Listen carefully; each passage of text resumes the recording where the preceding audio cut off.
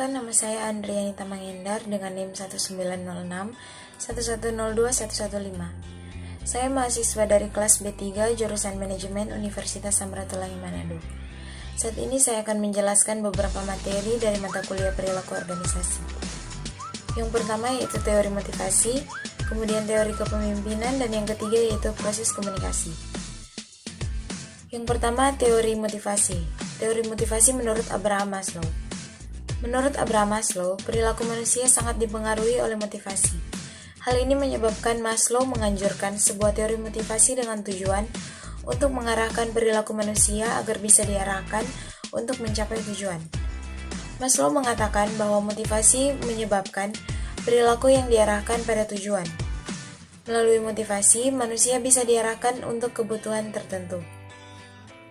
Teori Maslow ini terdiri dari tingkatan kebutuhan manusia sesuai dengan skala prioritas.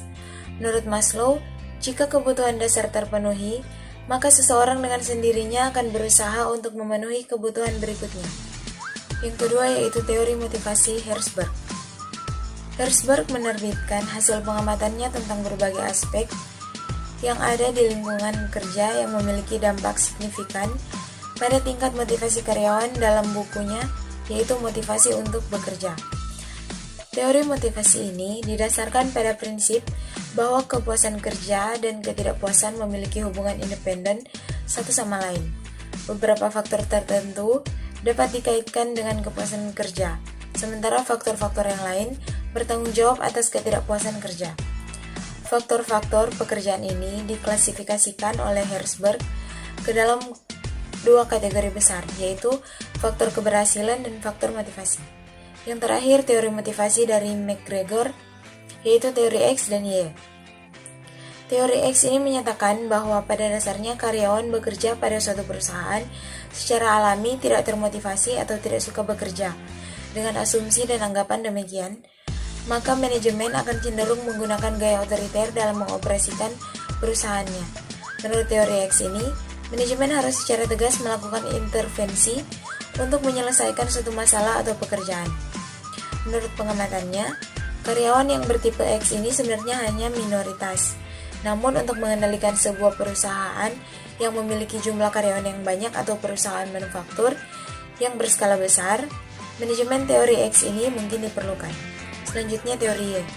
Teori Y ini menyatakan bahwa pada dasarnya karyawan yang bekerja pada suatu perusahaan menyenangi pekerjaannya, termotivasi, kreatif, bangga terhadap hasil kerjanya yang baik, bekerja penuh dengan tanggung jawab, dan senang untuk menerima tantangan.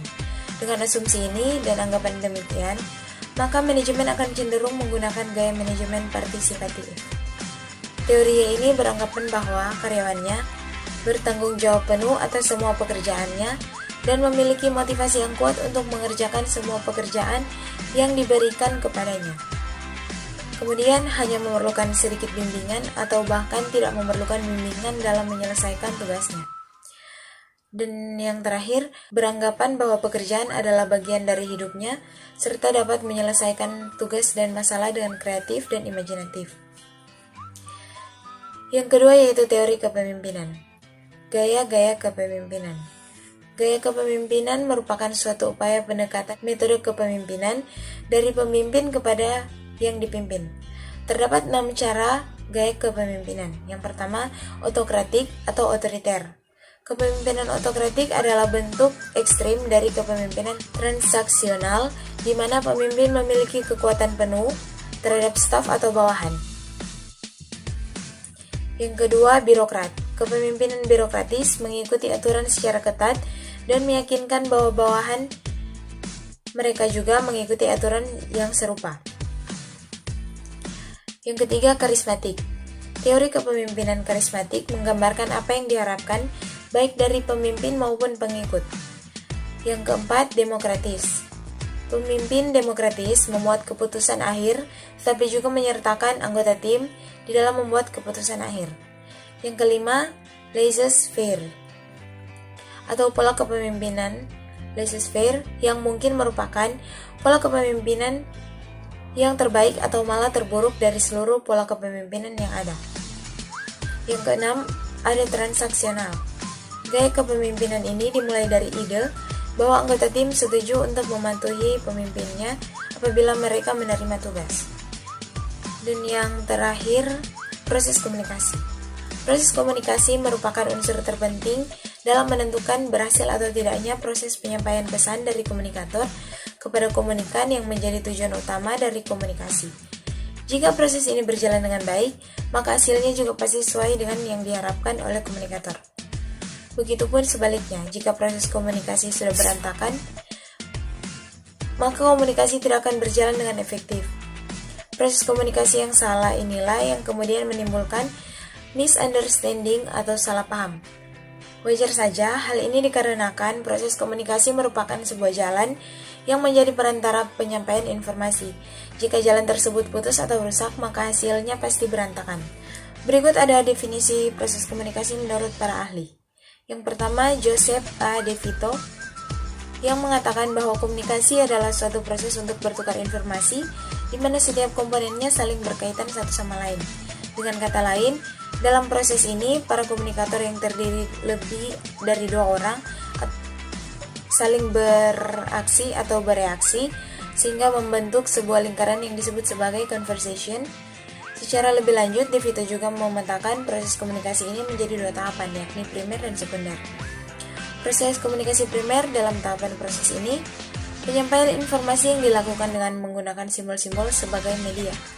Simbol yang dimaksud di sini bukan tentang dalam bentuk kode, namun diwujudkan ke bentuk bahasa isyarat, dan lain sebagainya.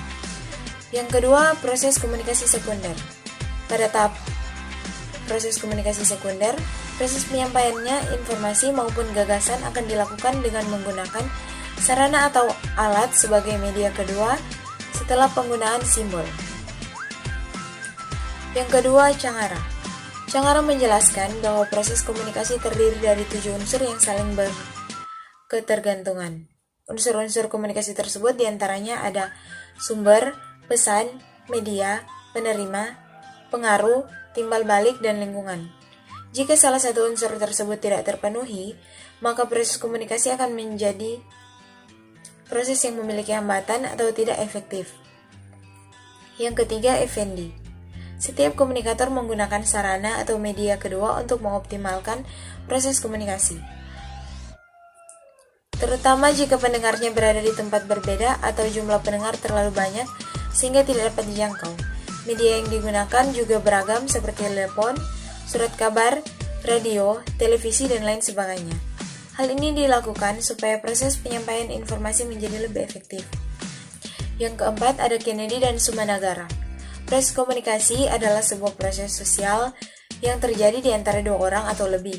Proses ini terjadi dengan cara mengirimkan simbol kepada orang lain. Simbol yang dimaksudkan seperti bahasa, grafik, angka, dan lain sebagainya. Di sini, Kennedy dan Sumanagara seperti ingin menekankan bahwa proses komunikasi hanya akan berjalan ketika seseorang mengirimkan simbol seperti kata-kata sebagai media. Jika simbol tersebut diterima oleh orang lain yang berada dalam lingkaran komunikan, maka proses komunikasi tersebut dapat dikatakan berhasil. Dan yang terakhir, menurut Everett M. Rogers, proses transfer berita, gagasan dari sumber atau komunikator kepada penerima. Selanjutnya ada unsur-unsur dalam proses komunikasi. Yang pertama, sender. Sender adalah si penyampai pesan atau komunikator. Yang kedua, encoding. Encoding adalah proses transmisi atau transfer informasi dari seseorang kepada orang lain. Yang ketiga, ada message. Message adalah pesan yang diwujudkan dalam simbol yang bermakna. Yang keempat, ada media. Media disebut juga saluran komunikator yang digunakan sebagai alat untuk menyampaikan informasi agar diterima oleh komunikan. Yang kelima adalah decoding. Decoding adalah proses di mana komunikan akan menerjemahkan pesan melalui lambang yang disampaikan oleh komunikator kepadanya. Yang keenam ada receiver. Receiver adalah orang atau komunikan yang menerima pesan. Yang ketujuh ada response. Response adalah tanggapan atau reaksi komunikan yang ditujukan kepada informasi yang diberikan oleh komunikator setelah pesan tersebut diterima. Yang kedelapan ada feedback atau umpan balik yang adalah wujud dari reaksi komunikasi terhadap pesan yang disampaikan. Dan yang terakhir ada noise. Noise merupakan gangguan tidak terencana yang sering terjadi dalam proses komunikasi. Baiklah, sekian dari pemaparan materi mengenai teori motivasi, teori kepemimpinan, dan proses komunikasi. Apabila ada salah-salah kata, mohon maaf dan terima kasih.